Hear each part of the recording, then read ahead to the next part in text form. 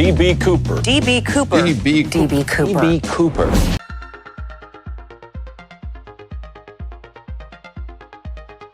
24 नवंबर साल 1971 अमेरिका में north west Orient airlines की एक फ्लाइट है जो कि टेक ऑफ करती है पोर्टलैंड सिटी से और वो जा रही है सिएटल शहर की तरफ।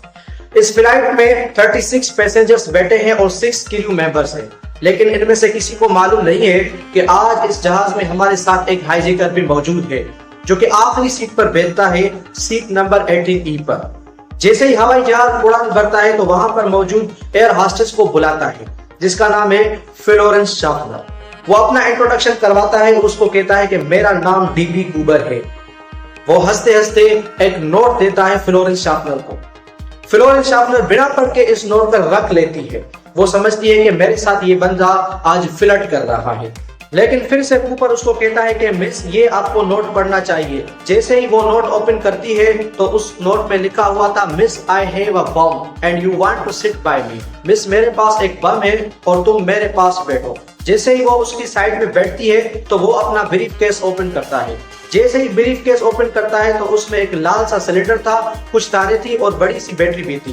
कूपर अपनी डिमांड्स बताता है शाफनर को, मुझे $2 लाख चाहिए, वो भी 5 बजे से पहले, और 2 पैराशूटर्स आगे के चाहिए, 2 पैराशूटर्स पीछे के चाहिए, और एक फ्यूल का ट्रक भी चाहिए जो कि रिफ्यूल के लिए मौजूद हो।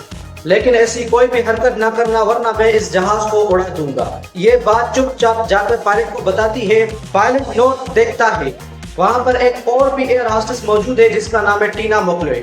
टीना मकलोई ऊपर जाती है और इन दोनों की मदद से कूपर कांटेक्ट करता है कॉकपिट से।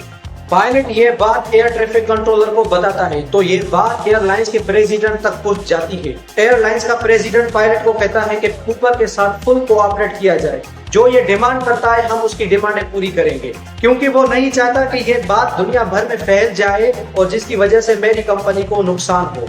FBI से बात करके और सिएटल की एक बैंक से राब्ता करता है, वहां से पैसे अरेंज करता है और वहां से पैराशूटर अरेंज करता है, लेकिन पैसे अरेंज करने के लिए टाइम बहुत कम था। ये पायलट को कहता है कि जहाज को सिएटल के ऊपर से गोल गोल घुमाओ जब तक हम यहाँ पर पैसे अरेंज करें। धीरे धीरे ये आधे घंटे की फ्लाइट जाके 3 घंटे तक बन जाती है।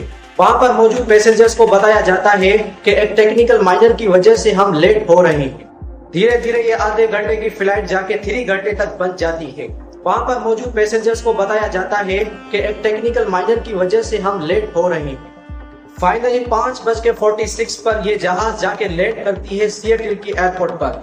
वहां पर एयरलाइंस का एक रिप्रेजेंटेटिव आता है $2 लाख लेके और पैराशूटर्स लेके और एक फ्यूल का ट्रक। ये सारी डिमांड्स कूपर की पूरी किए जाती है और वो पैसे भी उनको दिए जाते हैं। उसके बाद कूपर परमिशन देता है कि जहाज में जो भी पैसेंजर्स हैं वो सारे उतर जाए और जो भी क्रू मेंबर्स हैं वो भी उतर जाए, सिर्फ टीना हो और उसके साथ पायलट हो। जहाज को रिफ्यूल करके कूपर इंस्ट्रक्शन देता है पायलट को, सीधा मैक्सिको की तरफ जाओ।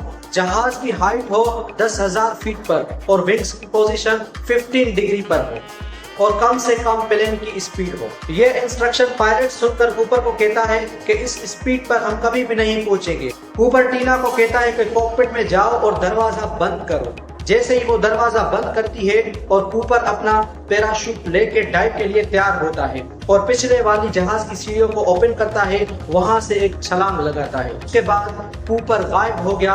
किसी को भी मालूम नहीं पड़ा कि कूपर कहाँ गया। पायलट नेवाडा में रीनो के शहर में लैंड करता है और वहां पर पुलिस को इन्फॉर्म किया जाता है। पुलिस वहां पर पहुंचती है और पूरे जहाज को तलाश करती है, लेकिन कूपर का कोई भी पता नहीं चलता। कूपर की एक टाई मिलती है, उस पर एक क्लिप लगी थी और एक पैराशूट मिलता है और उसके साथ साथ कुछ सिगरेट्स मिलते हैं। उसके बाद FBI अपनी रिसर्च स्टार्ट करती है, लेकिन FBI को कुछ मालूम नहीं पड़ता कि कूपर कहाँ गया और कूपर के कुछ निशानात भी FBI को नहीं मिलती। जहाज में बैठे पैसेंजर्स और क्रू मेंबर्स का इंटरव्यू किया जाता है और उसका स्केच बनवाते हैं और सारे सिटी में फैलाते हैं कि किसी को भी पता चले कि हमको बताए, हम उसको इनाम देंगे। एक वाकया हुआ था सदर्न वाशिंगटन में कोलंबियन रिवर के किनारे एक बीच पर। वहाँ एक बच्चा अपने वालिदैन के साथ खेल रहा था। उसको 3 घुटने मिले $20 के, जो टोटल रकम होती है $5,800। उस बच्चे के पेरेंट्स ये नोट FBI को देते हैं ताकि पता चले डैन कूपर का। कई थ्योरीज कहती हैं कि कूपर एक मिलिट्री कमांडर था क्योंकि जो पैराशूट उसके साथ था वो एक मिलिट्री कमांडर ही ऑपरेट कर सकता है, उनके अलावा कोई भी नहीं कर सकता। एविडेंस के तौर पर एफबीआई के पास एक टिकट और उसका एक स्केच था। उसका टिकट जिसमें उसने खुद अपनी राइटिंग लिखी थी। आज भी इस केस के तमाम डिटेल्स एफबीआई के वेबसाइट पर मौजूद है और इस केस की फाइल आज भी खुली है।